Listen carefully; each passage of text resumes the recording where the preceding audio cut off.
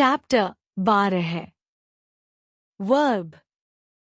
The action word in a sentence that describes what the subject is doing is called verb. They are the main part of a sentence phrase, telling a description about what is taking place. क्रिया वाक्य में वह क्रिया शब्द होता है जो यह वर्णन करता है कि कर्ता क्या कर रहा है। यह वाक्य या वाक्यांश का मुख्य हिस्सा होता है और यह बताता है कि क्या हो रहा है। इस वाक्य में क्रिया वर्ब की परिभाषा और उसका महत्व बताया गया है। क्रिया वह शब्द है जो कर्ता के कार्य को व्यक्त करता है। यह वाक्य की सबसे महत्वपूर्ण इकाई है क्योंकि यह वाक्य में हो रही क्रिया या घटना को दर्शाता है। Examples. We went to the market. हम बाजार गए। यह वाक्य बताता है कि कर्ता हम ने बाजार जाने की क्रिया की। Vipin place football. Vipin football खेलता है।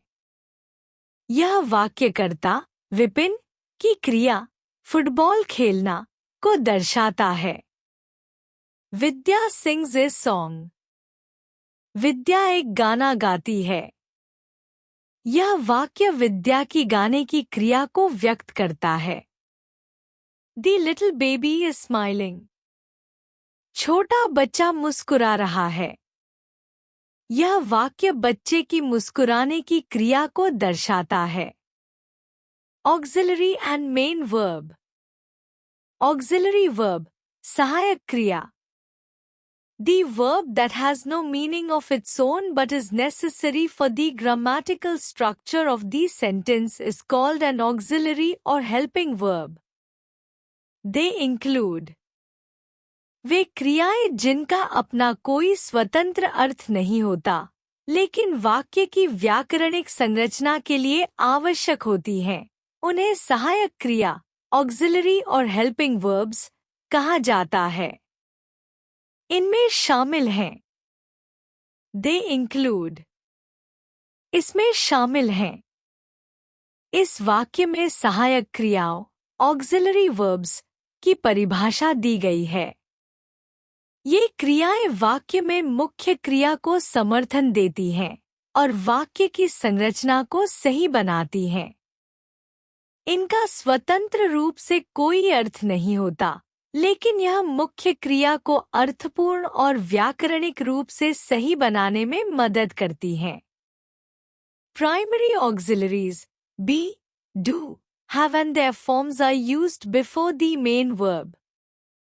Primary auxiliaries be, do, have और उनके रूप जो मुख्य क्रिया से पहले उपयोग किए जाते हैं। Modal auxiliaries they tell us whether something is probable or about the skills of noun. It includes words like can, could, would, will, may, must, should, shall, etc.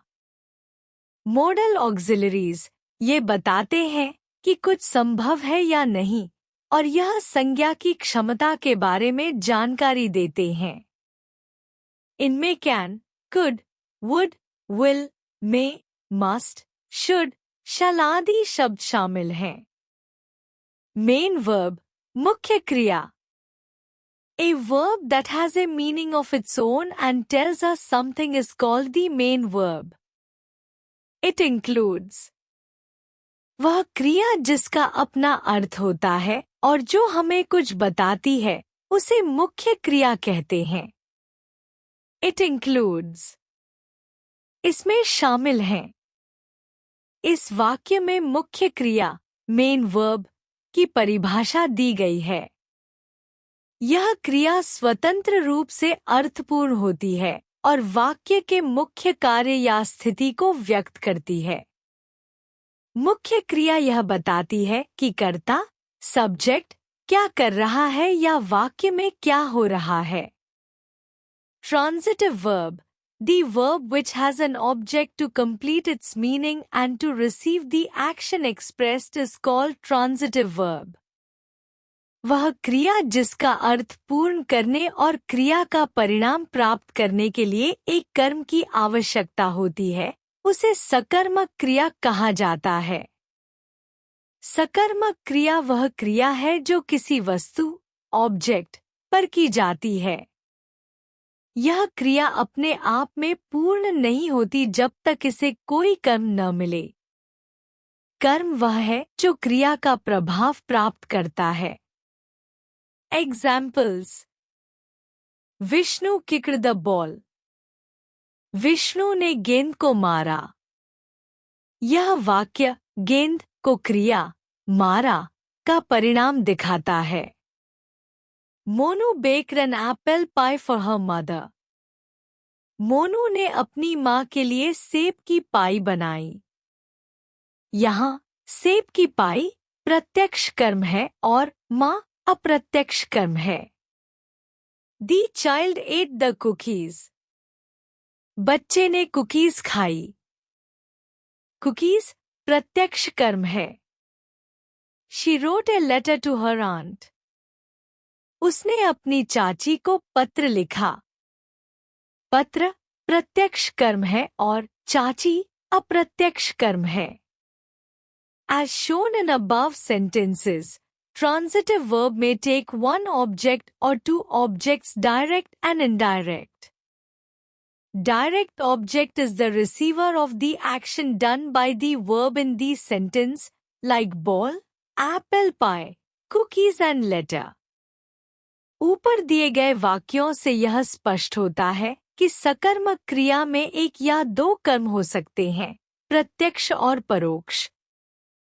प्रत्यक्ष कर्म वह है जो वाक्य में क्रिया द्वारा किए गए कार्य का प्राप्त करता होता है, जैसे गेंद, बॉल, सेब का पाई, एप्पल पाई, कुकीज, कुकीज और पत्र, लेटर। इस वाक्य में सकर्मक क्रिया, ट्रांजिटिव वर्ब, की विशेषताओं को समझाया गया है। Indirect object is the person or thing to whom or on whom the action of the verbs is done or who receives the direct object, like mother and aunt in sentences 2 and 4. परोक्ष कर्म वह व्यक्ति या वस्तु है जिस पर या जिसके लिए क्रिया की जाती है, जैसे माँ, मदर और चाची, आंट, वाक्य 2 और 4 में। यह वह व्यक्ति या वस्तु है जिसे प्रत्यक्ष कर्म प्राप्त होता है या जिस पर क्रिया का प्रभाव पड़ता है। Intransitive verb, the verbs which are complete in itself or which is completed by other words without requiring an object are called intransitive verb. अकर्मक क्रिया वे क्रियाएं जो अपने आप में पूर्ण होती हैं या जिनका अर्थ अन्य शब्दों द्वारा पूरा किया जाता है लेकिन जिनके लिए किसी कर्म की आवश्यकता नहीं होती, उन्हें अकर्मक क्रिया कहा जाता है। यह वाक्य यह स्पष्ट करता है कि रिश्तों का उल्लेख सामान्य रूप से होता है। एग्जाम्पल्स: राम लाफ्ड, राम हंसा। यह वाक्य अकर्मक क्रिया लाफ्ड का उपयोग करता है और किसी भी वस्तु, ऑब्जेक्ट की आवश्यकता नहीं है। The child cries. बच्चा रोता है। Cries अपने आप में पूर्ण है। The man was walking. आदमी चल रहा था। Was walking क्रिया अपने आप में पूरी है। My grandfather seems tired. मेरे दादाजी थके हुए लगते हैं। Seems क्रिया को वाक्य में किसी वस्तु की आवश्यकता नहीं है। As shown in above sentences, intransitive verbs doesn't require any direct object. Intransitive verbs, जैसा कि ऊपर दिए गए वाक्यों में देखा गया है, अकर्मक क्रियाओं को किसी भी प्रत्यक्ष वस्तु, डायरेक्ट ऑब्जेक्ट की आवश्यकता नहीं होती। Verbs of incomplete predication, अपूर्ण विधेय की क्रियाएं। The verbs of incomplete predication require words to make the sense complete. If no words are added to a sentence, these verbs remain incomplete. They are, therefore, called verbs of incomplete predication. वे क्रियाएं जो वाक्य के अर्थ को पूर्ण करने के लिए अतिरिक्त शब्दों की आवश्यकता रखती हैं, उन्हें अपूर्ण विधेय की क्रियाएं कहा जाता है। यदि वाक्य में कोई अतिरिक्त शब्द न हो तो यह क्रिया अधूरी रहती है। Read these examples. ये उदाहरण पढ़े।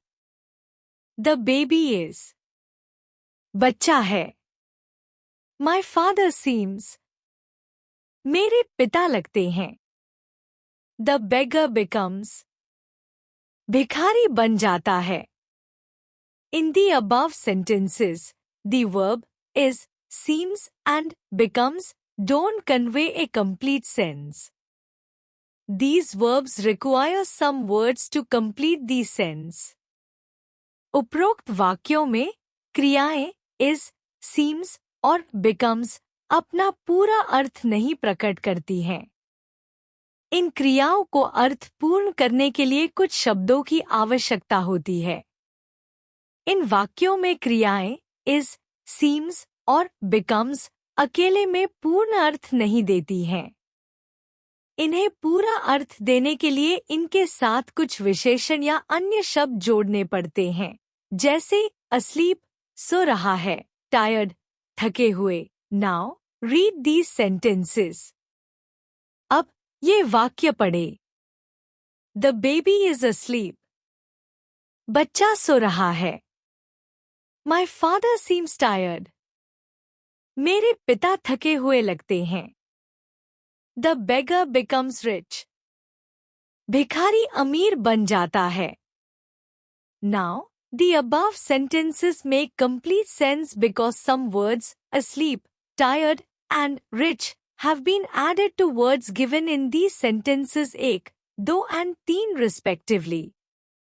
अब उपरोक्त वाक्यों में asleep, tired और rich जैसे शब्दों को जोड़ने से वाक्य पूरा अर्थपूर्ण बन गया है।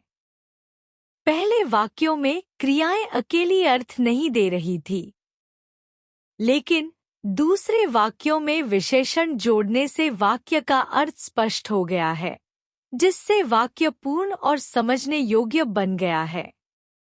Subject verb agreement. विषय क्रिया सहमति।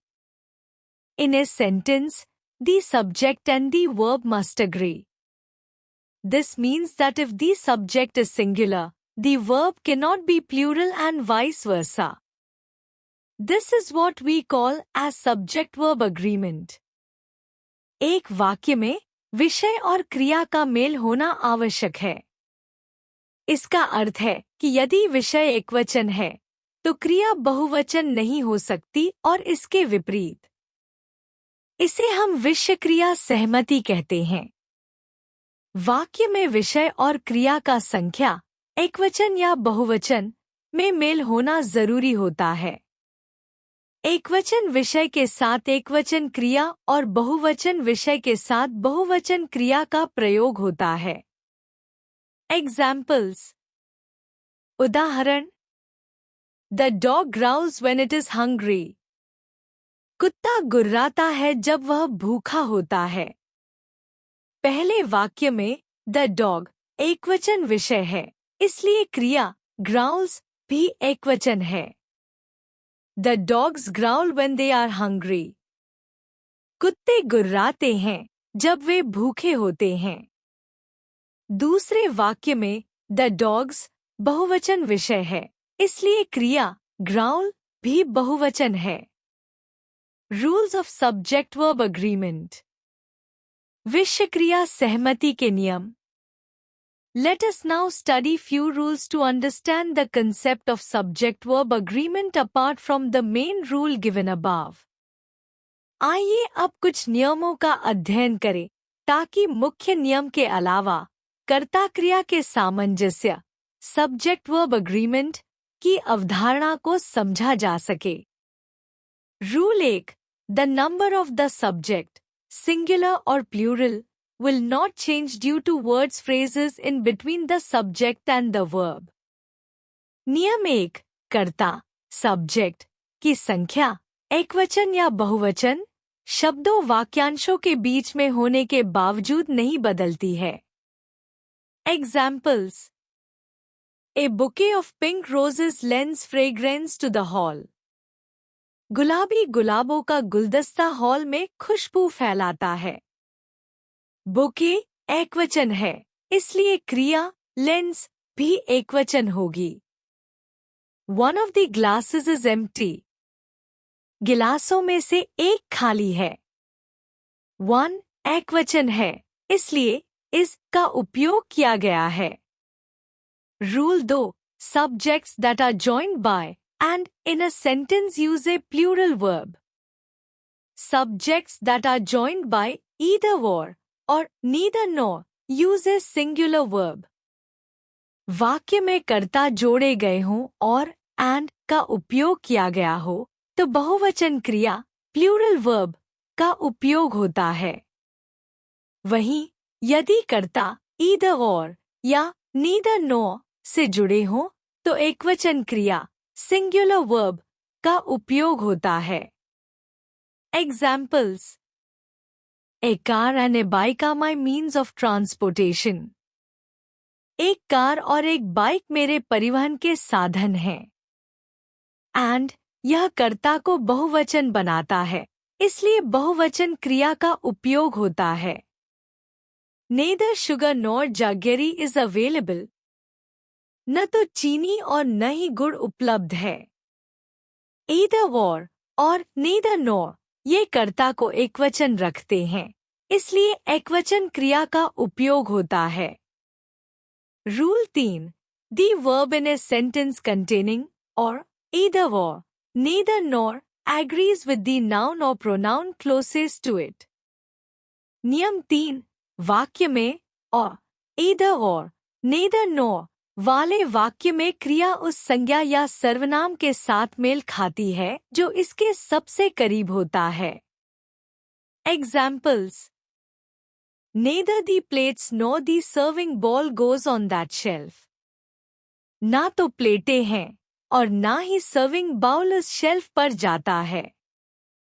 Neither the serving bowl nor the plates go on that shelf. ना तो सर्विंग बाउल है और ना ही प्लेटें उस शेल्फ पर जाती हैं। इन उदाहरणों में क्रिया उस संज्ञा से मेल खाती है जो नॉर के बाद आती है। पहले वाक्य में दी सर्विंग बॉल एकवचन है, इसलिए क्रिया गोज एकवचन है। दूसरे वाक्य में दी प्लेट्स बहुवचन है, इसलिए क्रिया गो बहुवचन है। Rule 4, When the subject is followed by words such as well as, along with, besides, not, etc., a singular verb is used if the subject is singular. नियम 4, जब विषय के बाद as well as, along with, besides, not आदि शब्द आते हैं, तो यदि विषय एकवचन है तो क्रिया भी एकवचन होती है।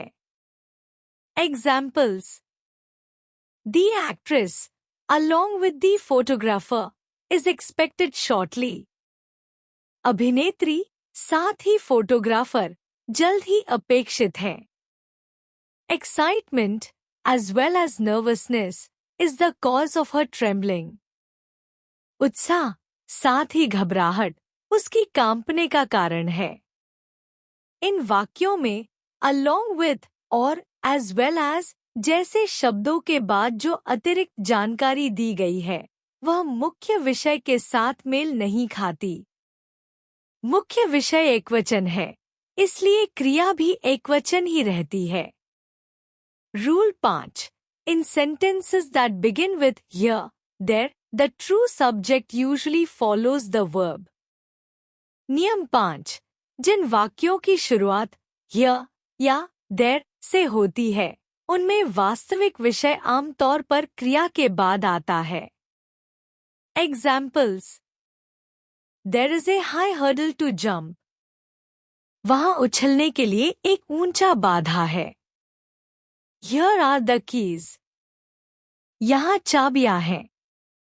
इन वाक्यों में there और यह प्रारंभिक शब्द हैं जो वाक्य की दिशा या स्थान को दर्शाते हैं। वास्तविक विषय ए हाई हर्डल और द कीज क्रिया के बाद आता है, जिससे यह स्पष्ट होता है कि क्रिया का संयोजन वास्तविक विषय से होता है। Rule 6 in sentences that include sums of money, periods of time or distances, etc. as a unit, use singular verbs.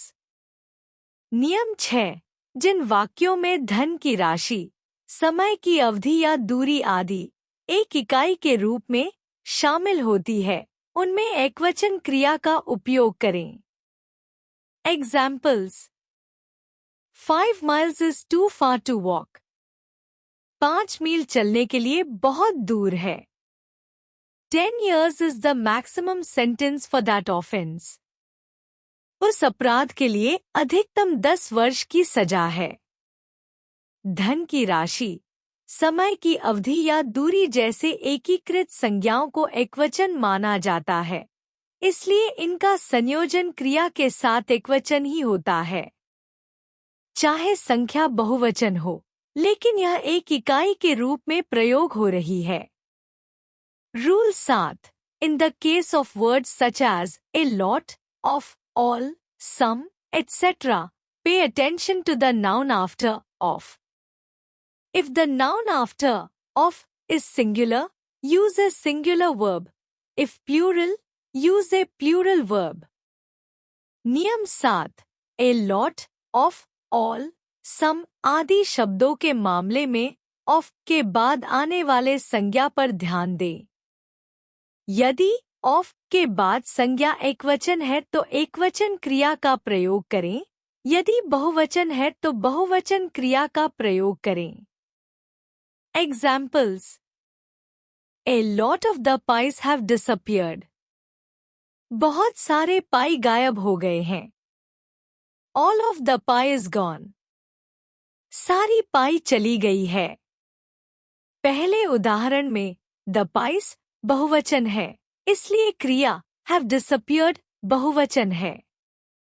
दूसरे उदाहरण में the pie एकवचन है, इसलिए क्रिया is gone एकवचन है।